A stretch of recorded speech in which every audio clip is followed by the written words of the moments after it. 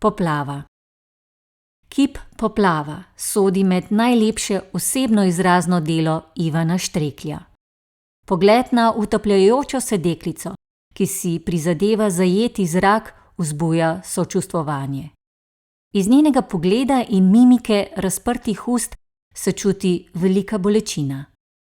Površina kipa je slikovito razgibana, kar dodatno poudari dramatičnost motiva. Kip je bil razstavljen na mednarodni razstavi gluhih umetnikov ob drugem svetovnem kongresu gluhih v Zagrebu leta 1955. Za kip je Ivan Štrekelj prejel pohvalne zapise tedanjih likovnih kritikov.